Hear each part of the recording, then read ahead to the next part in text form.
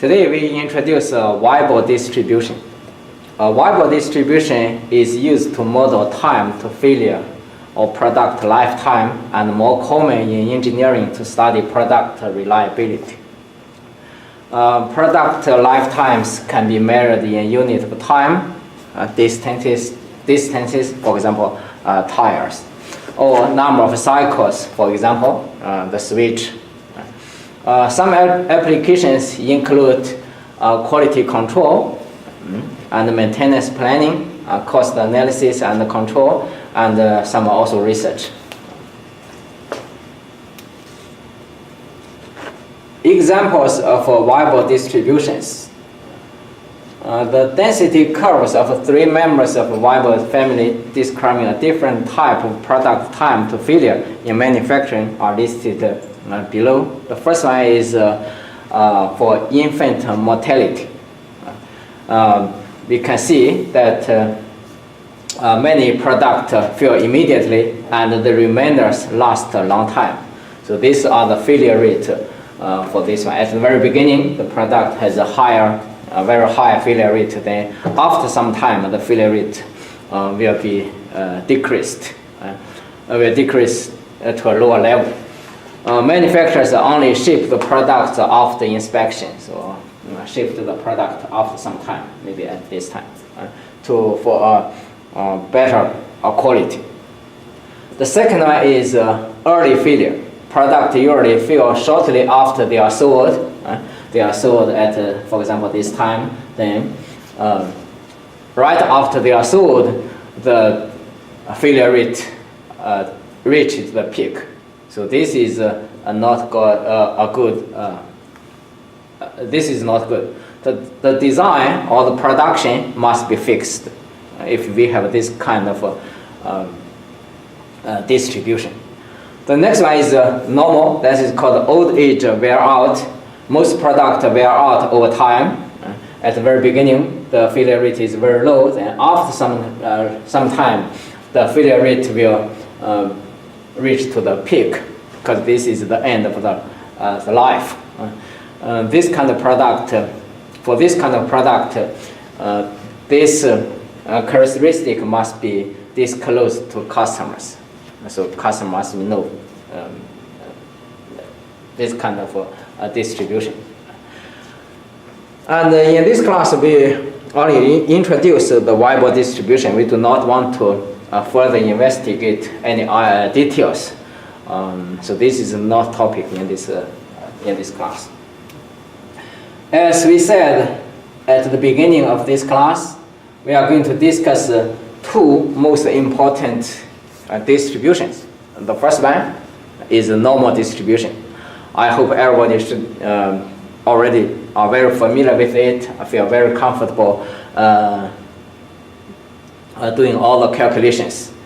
The second is called a binomial distribution. This is the second important distribution. So everybody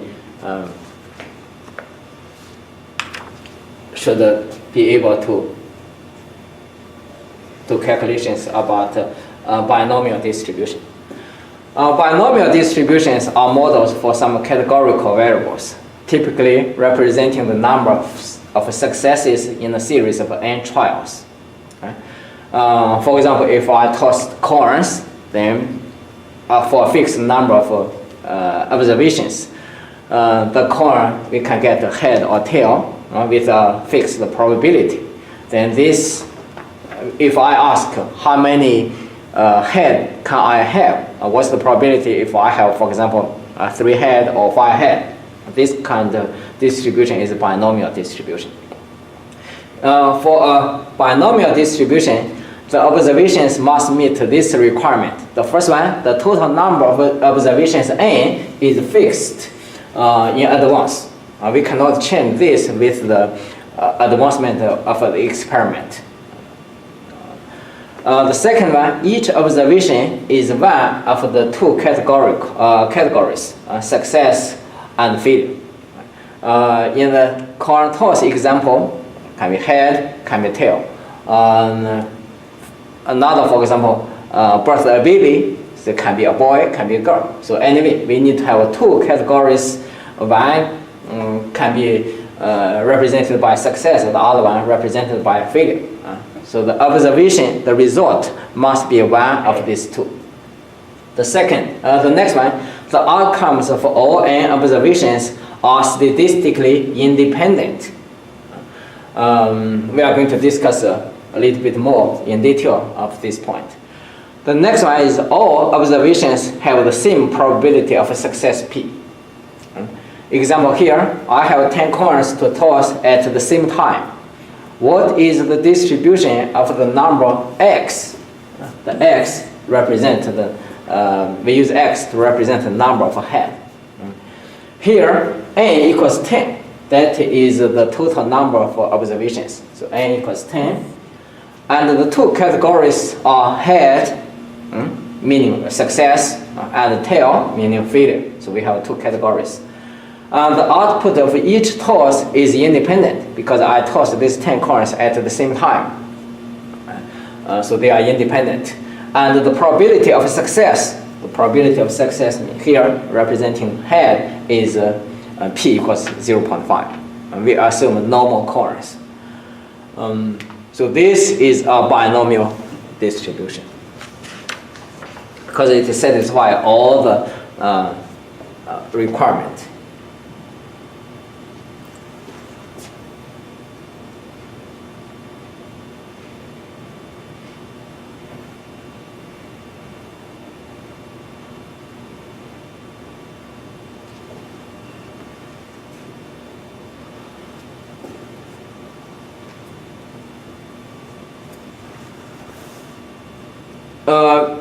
For binomial distribution of count x, here we need to pay attention to this because we are going to have different things later time. And the count x means just the number, not the proportion. The count x of successes among n observations as a function of parameter n and p. P is the probability for success. And we are going to write the binomial distribution as B, N, and P.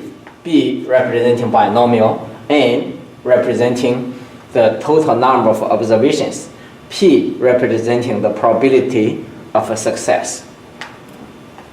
For example, if I toss coins, as I said, I have 10 coins tossed at the same time, and I want to know the count x, which is the number of head, and we know the probability for a head is 0.5.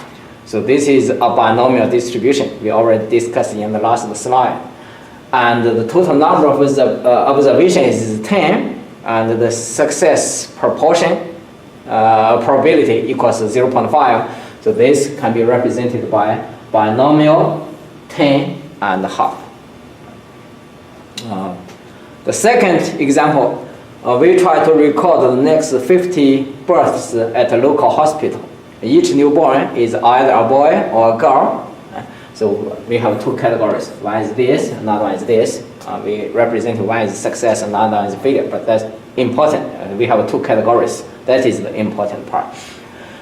Each baby either born on Sunday or not on Sunday. So again, we have two categories. What is the binomial distribution for boys?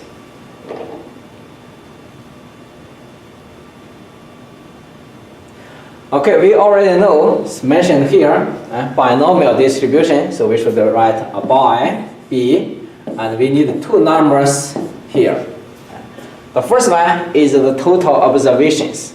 Here we have 50 births, so that definitely n equals 50.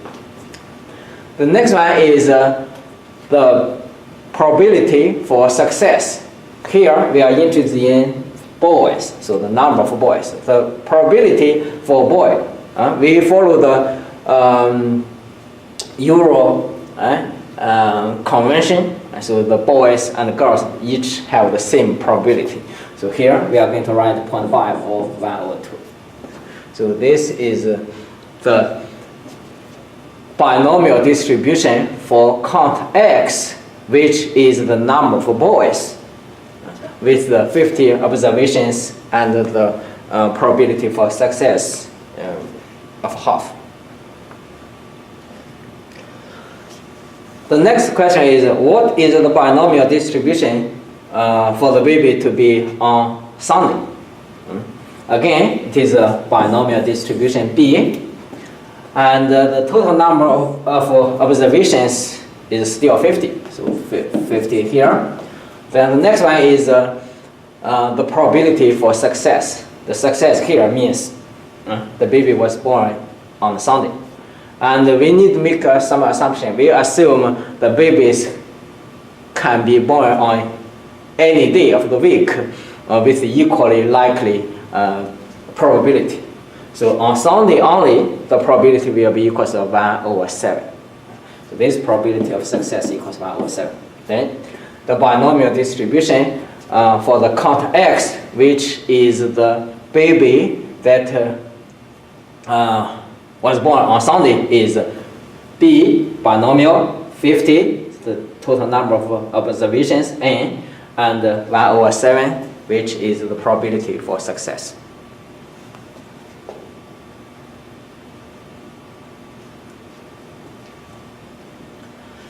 Okay, we mentioned binomial distribution, and we have further considerations. Binomial distribution in statistical sampling. Suppose we have a large population, and we want to choose a simple random sample, SRS. And we can use any randomized process we discussed in the previous chapters to get this simple random sample. But theoretically, this process is not quite binomial. The reason is if we choose one member of the sample, then we are going to change the population. So the population, the P, the probability for success may be changed. So that means this process is not independent.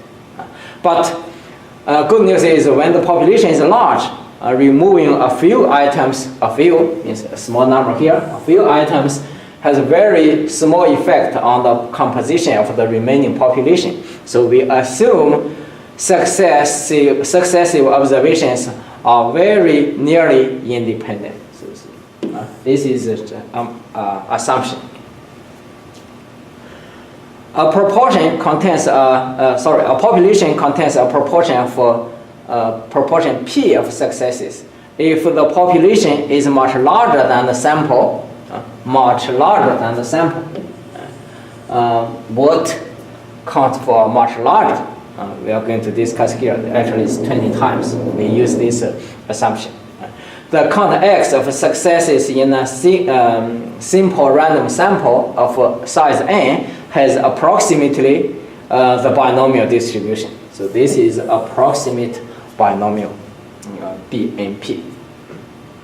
The n observations will be nearly independent when the size of the population is much larger. Okay, as we said, we need 20 times larger than the sample size.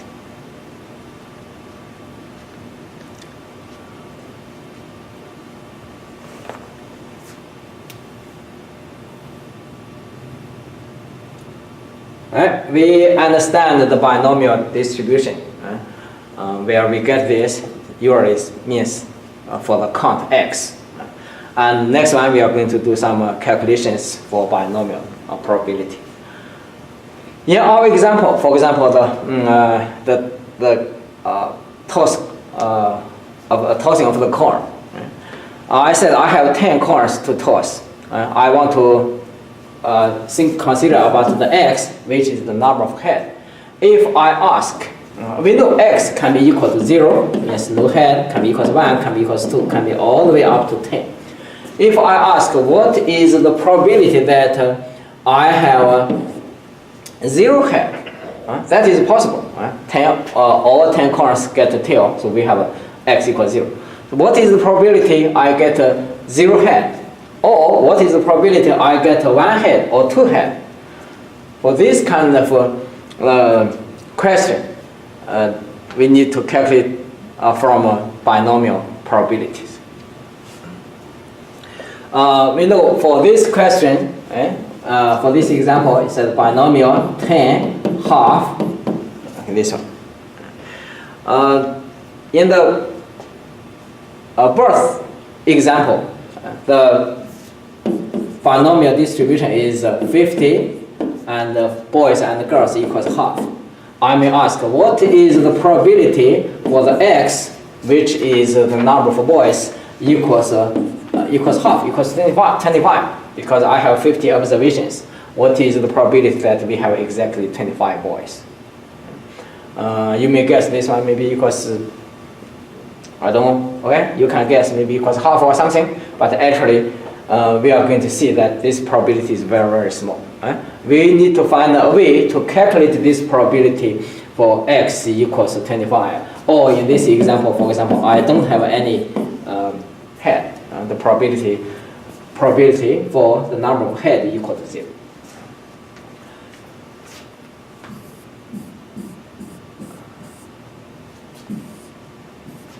Okay, for binomial distribution, the binomial probability P x equals k.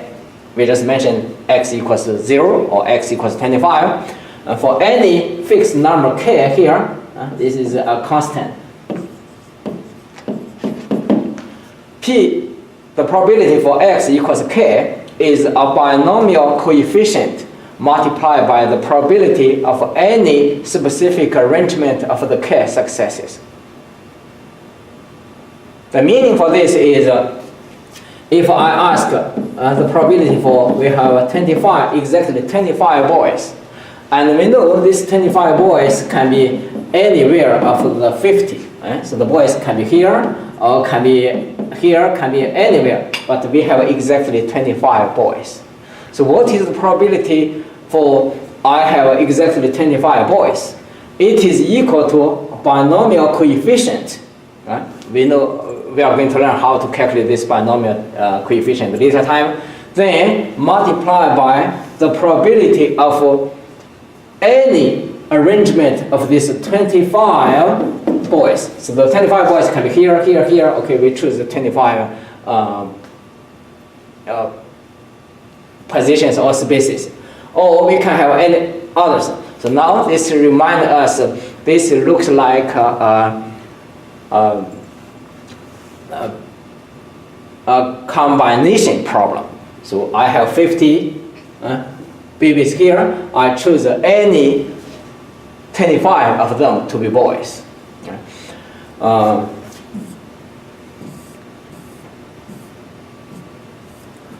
The probability for x equals k equal to here. This is the binomial coefficient. That is the combination. N select k. And we already know how to calculate this number. We know this is a constant number. Then multiply by p to the power of k, then times 1 minus p raised to the power of n minus k. P here is the probability for success. K is this k. K is this k. 1 minus p, p is the probability for success, then 1 minus p is the probability for failure, because we have only two categories, success or failure. So p plus this one must be equal to 1. So this one is p, then another one equals 1 minus p. Here, n is this n is the total number of observations. K is the particular number we are interested in. So k is here.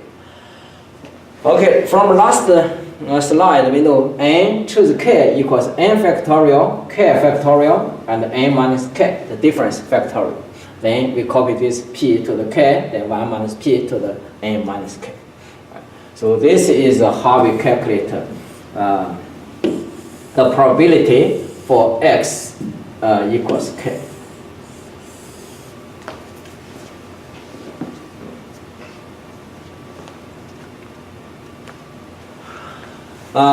Let's do the example. In the corner tossing problem, what is the probability that I have 0 head? All the 10 corners are a tail. So the p x equals 0, then that one will be equal to n choose k, n equals 10, k equals 0 here, because k, this is k. And then p equals half, right? The probability for success. To the k again equal to 0, then times the probability for failure, which is 1 minus half. Then here is equals to 10 minus k equals 0 minus this. So this is, we use this formula to calculate the probability for all the corners or tails. Right? So that is the first one. For the second one, what is the probability? We have exactly 25 boys. The probability for x equals 25 equals n, select k, n equals 50, and k equals 25 here. And we know this is a very big number. Then times p, which equals half, times k equals 25, and times 1 minus half, that is the probability for failure, and n 50 minus k 25. Okay.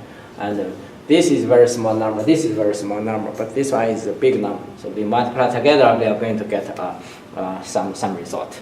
Okay.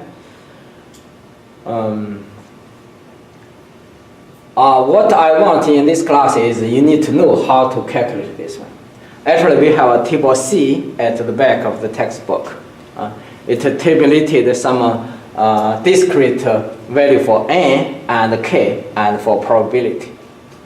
For that particular, if you can find the result of this set of numbers, then you can just look up the table C.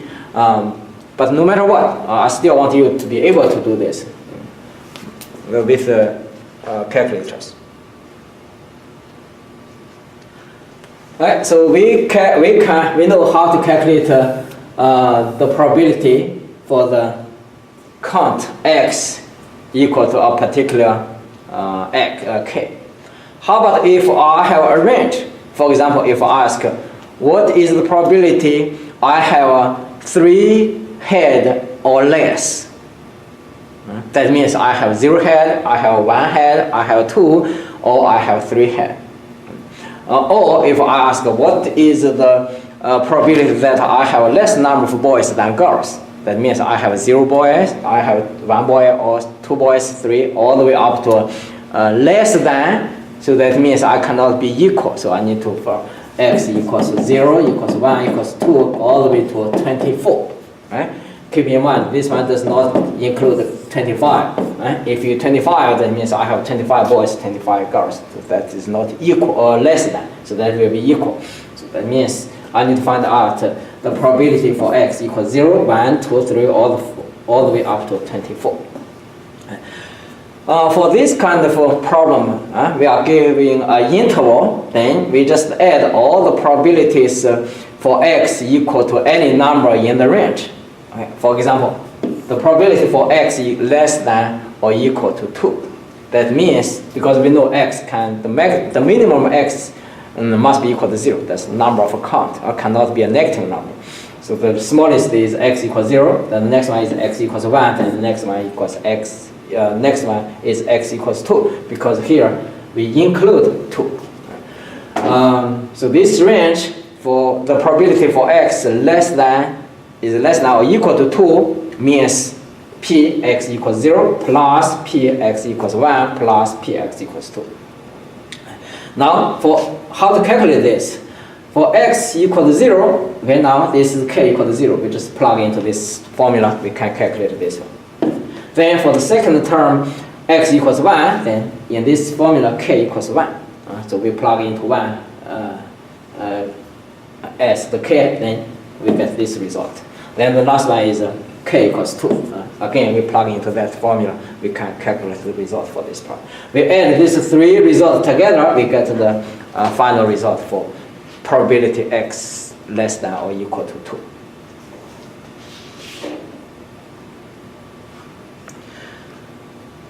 These are the steps how we calculate the binomial probability. Now we have an example, a detailed example to show how to do this, and we are going to invest even more from this example. It's called color blindness. The frequency of color blindness in the Caucasian American male population is estimated to be 8%. Right? So the probability for success is 8%. That means P here equals 0.08. We take a random sample of size 25. This one is N, so N equals 25 from this population. Because all this American male population is much larger than this 25.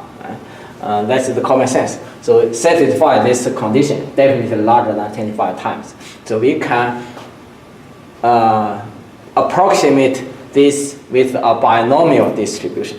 Right? So the binomial distribution is the number of counts, that means the number of color blindness satisfy binomial distribution B, N equals 25, P equals 0.08. Y is N, not Y is P.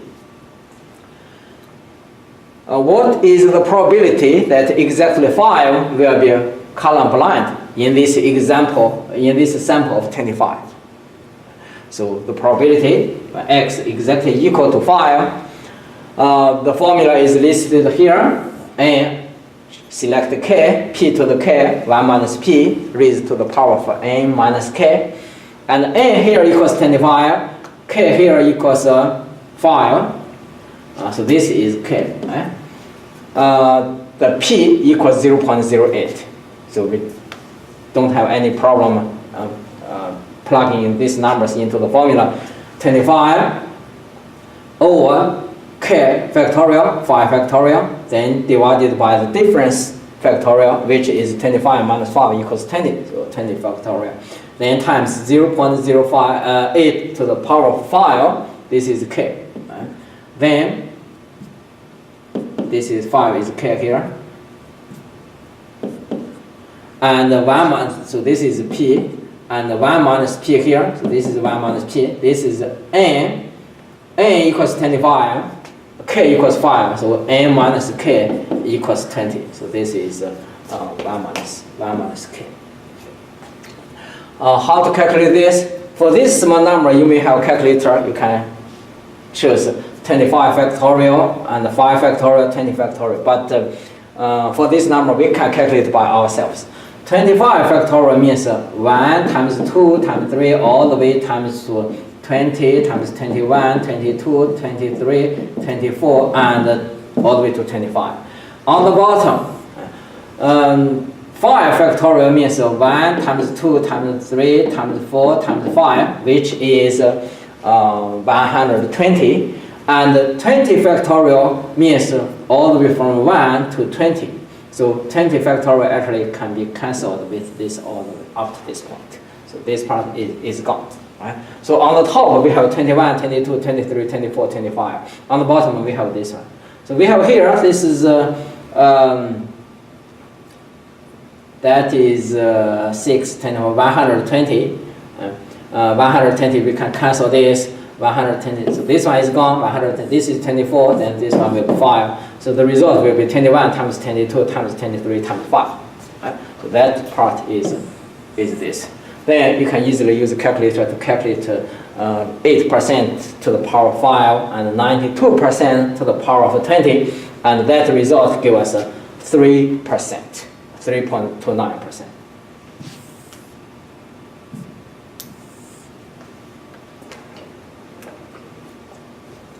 So this is the probability that we have exactly 5 people with the color blindness in the sample of 25.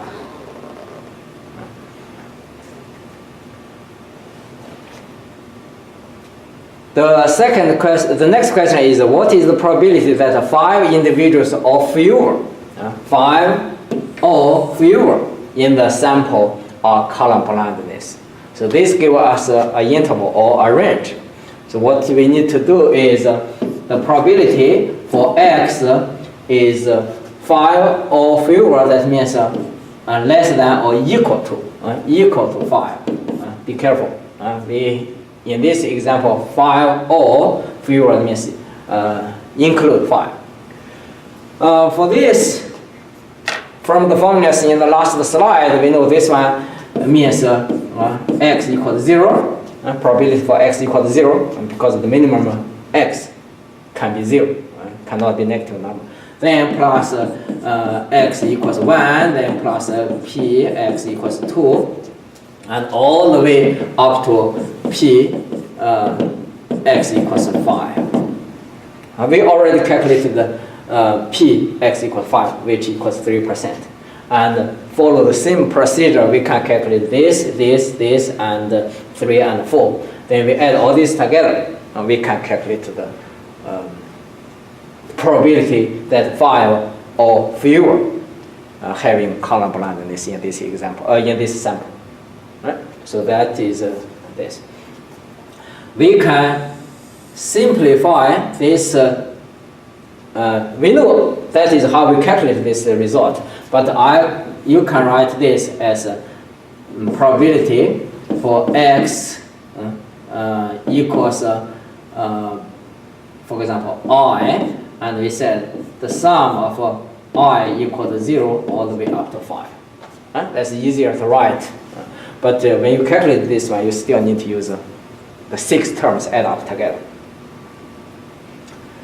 The next problem is, what is the probability that more than 5 will be column blindness? That is very similar to this one. More than 5, that means that the probability for x is greater. More than 5 doesn't include 5, so x is greater than 5. So that means the probability of x equals 6, okay, plus probability x equals 7, and plus all the way up to x equals 25, because the total number of people in the sample is 25. We know here we have 6 terms to calculate, then this one we are going to have we are going to have 20 terms to calculate. So if we do this directly, it looks like we are silly, okay, so we don't want to do this. We are going to use the fact that the total probabilities of all the possible events add up together equals 1. So we are going to use 1 minus this part will be equals this. So I don't want to use all these terms add up together. I just use equals 1 minus the probability for x is less than or equal to 5, and which this is already calculated from the top. So 1 minus this gives us the result for the third question. Okay.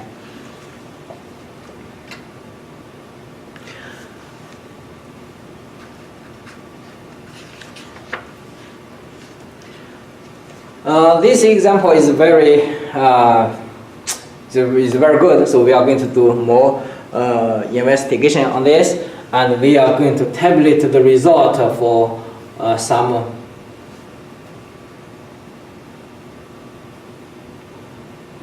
different combinations, and we draw the result here.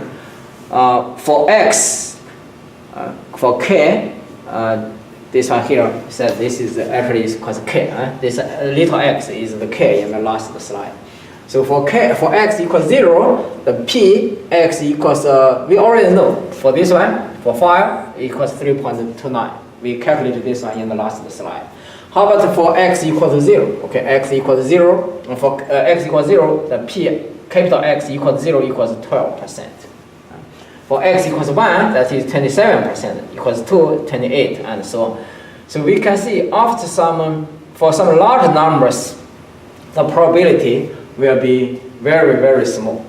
For example, how about what is the probability for all these 25 people have column blindness? That probability is almost equals 0. Actually, if you ask totally 10 column blindness, that probability is already too small to be listed here. And on the third column, it is the cumulative probability. That means the capital X is less than or equal to X. So probability for X equals 0 equals 12%, then X less than or equal to 0, still this one. For X equals 1, that probability equals 27%, then for x is less than or equal to 1, which means this one plus this gives us this value. So 12 plus 27 equals 39%. The next one is x equals 2 is here, then another 28%. Then for x is less than or equal to 2, that means this plus this plus this add up together equals 67%. And until some, for example, n equals x equals 9, then almost 100%. This is the tabulated result, and we control the distribution for this. For x equals 0, that equals 12% here, 12%. For x equals 1, that equals 27% here. For x equals 2, that is 28% here. Then the next one is 18, the next one is 9, and 3. For x equals 5, that is 3.329. So we can see we have a distribution. And this is called binomial distribution. B, n 25, n equals 25, p equals 8%. So we can see this binomial distribution is not normal.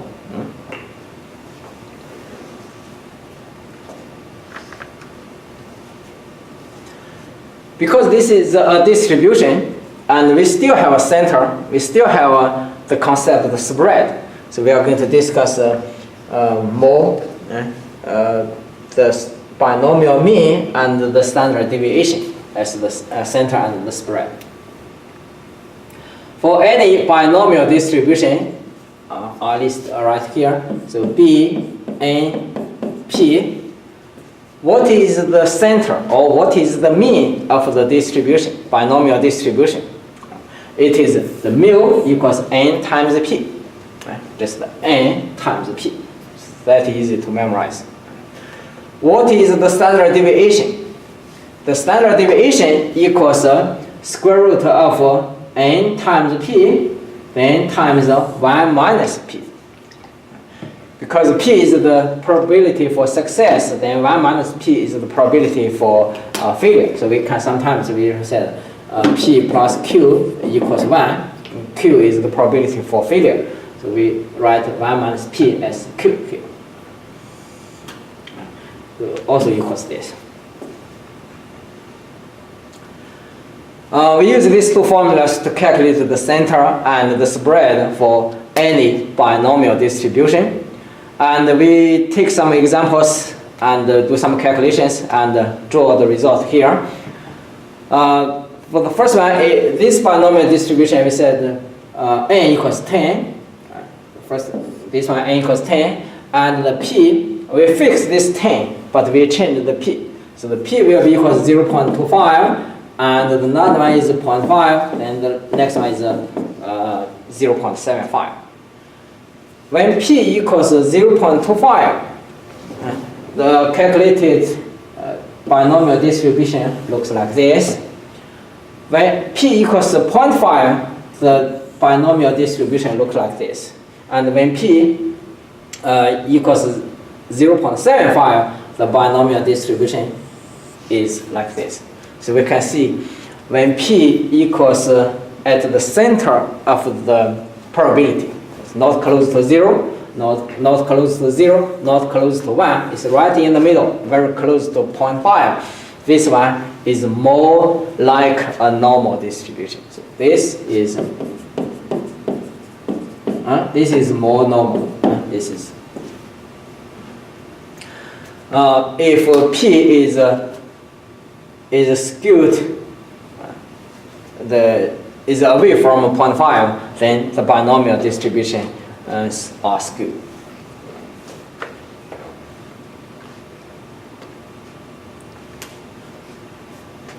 We listed two formulas here to calculate the center, the mean, and the spread or the standard deviation for any binomial distribution. Next one, we are going to use the example column blindness to calculate, to show how to apply these two formulas.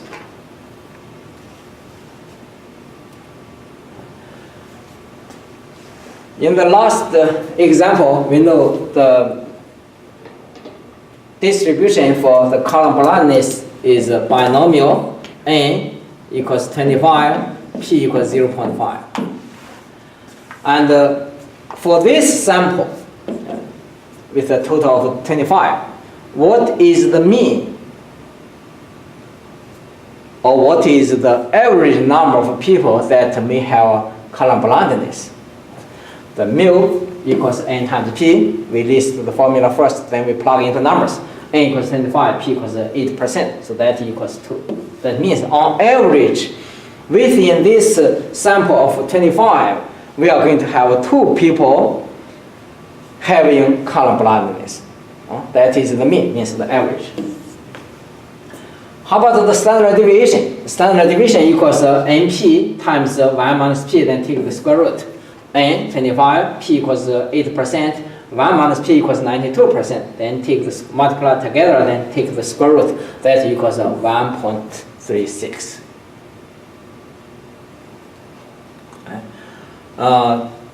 So this is this result. This binomial distribution is plotted here. So we can see here, the mean is about 2 here. So this is the mean of the distribution.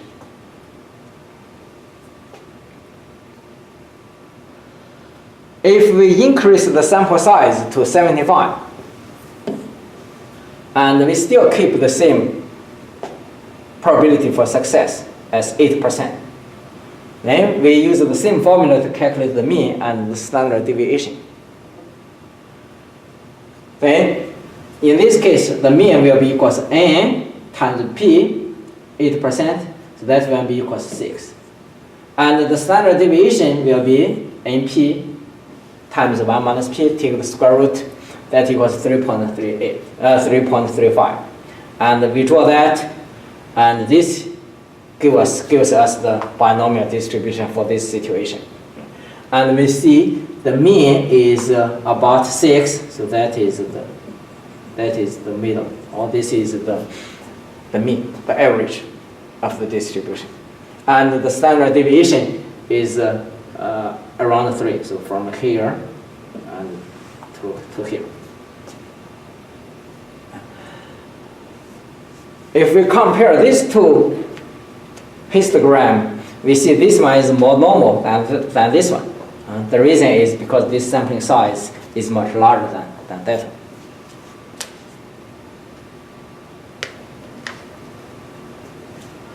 one. So here, from these two slides, we conclude that if p is very close to 0.5, that binomial distribution is closer to a normal distribution.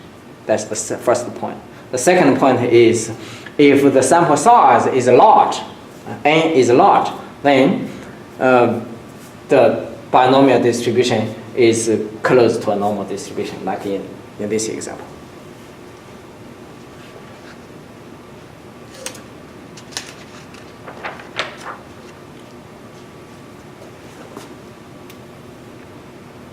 So far, we discussed the binomial distribution for count x. The count just a number. How many heads do I have? How many boys do I have? How many column blindness people in the sample? That is the count. So capital X. The next one is we are going to discuss the sample proportions. So I want to make sure everybody understands the difference between this slide and the last slide. This one, we discuss proportions. The last slide discusses the count. The count is x, is a number. And in this slide, we discuss proportions. That is a ratio. The total observation is n. The number of x, the number of success in the sample, represented by capital X. If we use x divided by the n, this gives us a proportion. And we represent this one with a p hat. The head here refers to a sample.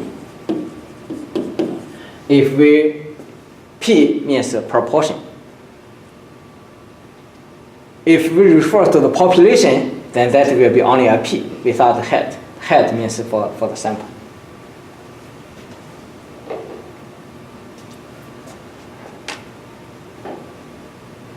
Sometimes the proportion of successes can be more informative than the count. In statistical sampling, the sample proportion of success P is used to estimate the proportion of P successes in the population. Why sometimes it's more useful. For example, if I have a big bag of balls, inside we have black balls and white balls, but I don't know how many balls are inside. Right? I can only approximate the proportion of, for example, white balls inside, but I cannot approximate how many white balls inside the bag. What I do is I just randomly pick, for example, 100 balls, then I count how many white balls inside. So that gives us the P head.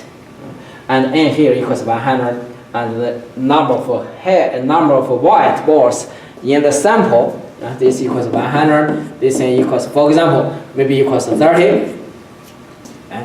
And this is the count X, the number of white balls in the sample of size 100.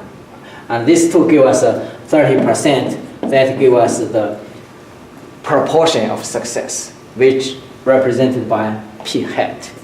And we use this P hat to approximate P, which is the proportion of white balls in the big bag. But we don't know how many total balls inside. So we cannot approximate the total number of the population, but we can approximate the total proportion of success in the population. Right? So that is why in this situation, sample proportions is more useful than the number of count.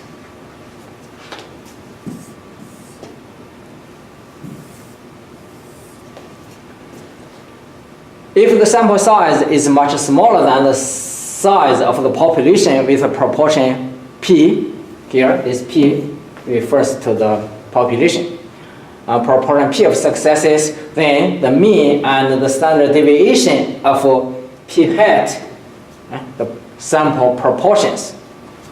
I emphasize this again, proportions. Right? Or the mean equals the mean of these sample proportions equals the population proportion. And the standard deviation will be equals the standard deviation of the proportions will be equals to P times 1 minus P, then divided by N, then take the square root.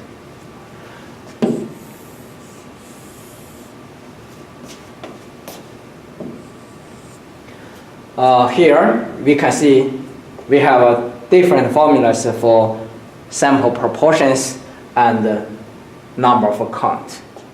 So when we calculate this kind of questions, we need to make sure we can distinguish what we are looking for. If we are looking for the information for the count X, or we are looking for the information for sample proportions, the P hat. So we are going to use different formulas to calculate this.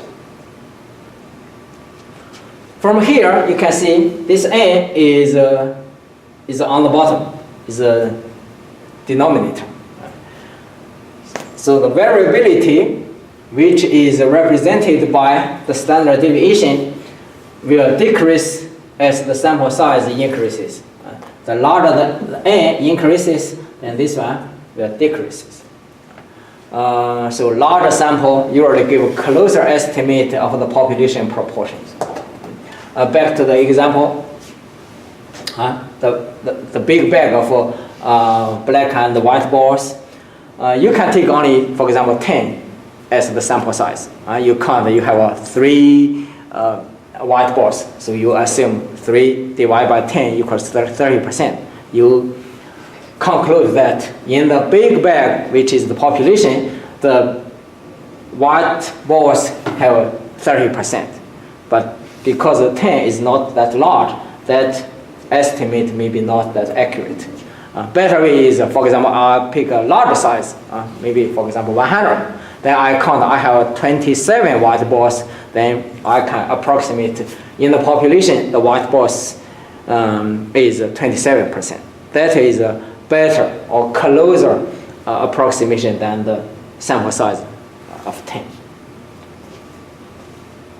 The reason is because if you choose a larger sample size, then the variations, the standard deviation will be smaller because this n increases, then the sigma will decrease.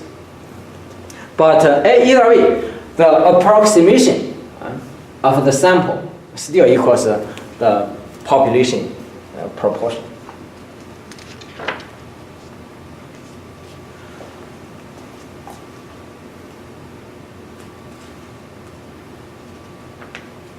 Okay, so far we discussed the binomial distribution, and we know that in two situations, the binomial distribution look like a normal distribution. One is when the p is close to 0.5, so away from 0 or from 1. That is one situation. The other situation is when the n is very large. Both situations give us the binomial distribution looks like a normal distribution. Sometimes normal approximation is preferred. For example, when we calculate, we know from the examples before, when we calculate how many boys we may have, we need the probability for, we have, for example, 6 boys. We need to calculate p, x equals k, equals 6, then we need to use the n select k, then times p to the k, then times 1 minus p times raised to power n minus k. That is not easy to calculate. Instead, we prefer use a normal distribution. In normal distribution, we just calculate the z-score, then we check table A. That is much easier. Yes, sometimes we can approximate a binomial distribution with a normal distribution. This is called a normal approximation. The situation is if n is large and p is not too close to 0 or 1, the binomial distribution can be approximated by a normal distribution. The normal distribution, the binomial distribution, which is n and p, this one can be approximated by a normal distribution whose mu equals np, and the variance equals np times 1 minus p. Again, this is for count x, not for proportions. So make sure we understand the difference. So this, when we use the variance equals np times 1 minus p, we know this is for count x. So we said when n equals large or p is not close to 0 or 1, so exactly when we can approximate this binomial distribution with a normal distribution. We have a rule here. np is greater than or equal to 10, and nq, 1 minus p, nq is also greater or equals to 10.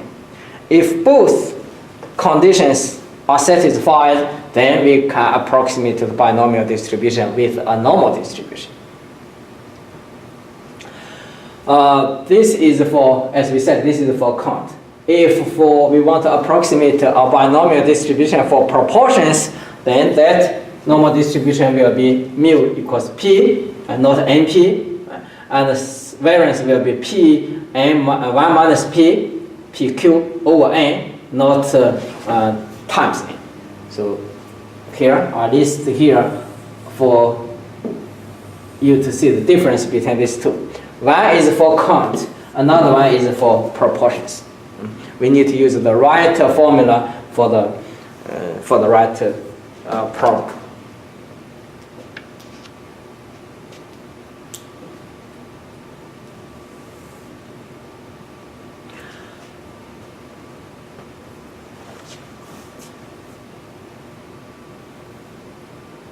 Why we can only approximate the normal distribution for a binomial distribution? Why we cannot just directly use that? because the binomial distribution is never exactly normal. As the sample size increases, the sampling distribution P becomes approximately normal. Also, because in the binomial distribution, the distribution is stepwise. Normal is smooth. That is looks like this. So you can see it's not exactly normal distribution.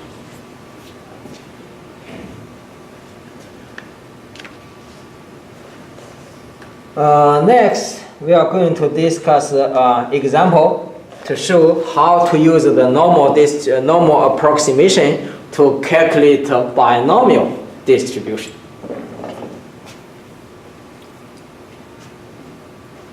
We still use this color blindness as our example for normal approximation. We know the P equals 8%, that is P, and the sample size here, N, equals 125. What is the probability that exactly 6? So that is K equals 6.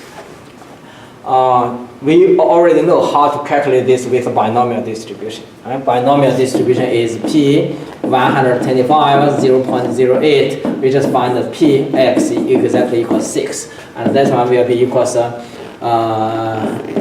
choose K, and P to the K, 1 minus P to the N minus K, which equals 125. We select 6, then times 8% to the 6, then times 0.92% times 125 minus 6 equals 119. Right? So we can easily calculate this. We get the result. Now we are going to use another method, normal approximation, to recalculate this. Before we use a normal approximation, we need to make sure if we can use normal approximation. That means we need to test if those two requirements are satisfied. The first one is NP must be greater or equal to 10. The second one is NQ must be also greater or equal to 10. All right? Let's check this first. N equals 125. And P equals 8%. So this one times this equals 10. All right? That's satisfied. That's equals 10.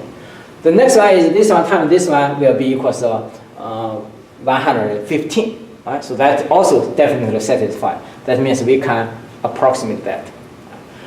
Now we're going to use, so that is good, this is good. So we can use a normal approximation. For normal approximation, we need to know the normal distribution. Right? The normal is NP and the square root of NP times 1 minus P. So NP here, N equals 125, P equals 8%. This multiplied together equals 10. So that is the mean of the normal distribution. The next number here is the standard deviation.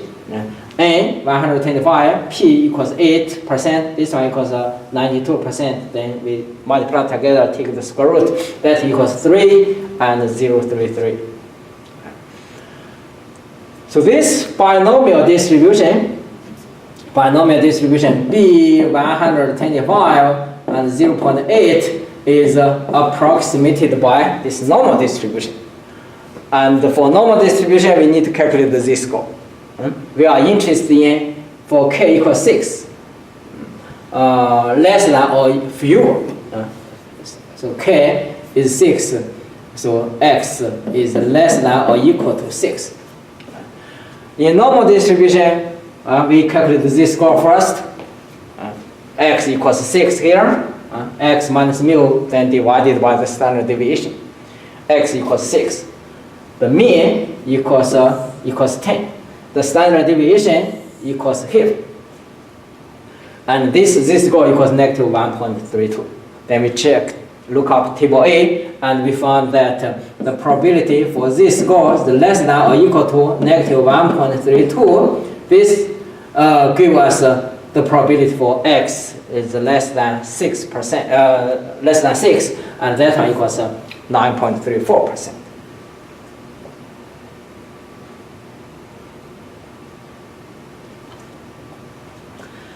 And from a binomial, directly calculated from a binomial distribution, the result we get close to 12%.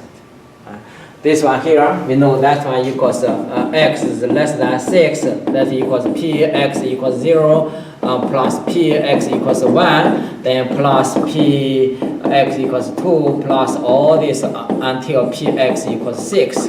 And we add this all together, that gives us 11.98%. So this one is exact, is more accurate than this approximation. Our approximation gives us the result of 9%. So this one is not, it's good approximation, but not very close. The reason why this one's approximation is not that satisfactory, the reason is this one NQ actually equal to, as we said, equals 115. So this is much larger than 10. And this one here, NP, exactly equals 10. 125 times 8%, that equals 10. So this barely satisfies the requirement that NP must be greater or equal to 10. So this one is perfect, this one is okay, satisfied. That result is not that close, but still acceptable. For this kind of problem, we are going to have correction because we want to revise this number to make this one closer to the correct result. That is called continuity correction. The reason for this looks like because this two is barely satisfied. Another explanation is because in binomial distribution that is stairwise like this. But in normal distribution, it is smooth. So that's the reason. So we can use this fact to invent some formula. It's called continuity correction. So here is the corrected value. The continuity correction, we only take an extra step. Instead, we use x. We are going to use x plus 0.5. In our example, our x equals 6, or the k equals 6. So you can see, when we calculate this score, we use 6 here. X equals 6. In the correction, in the better way, with the continuous correction, we do not use 6.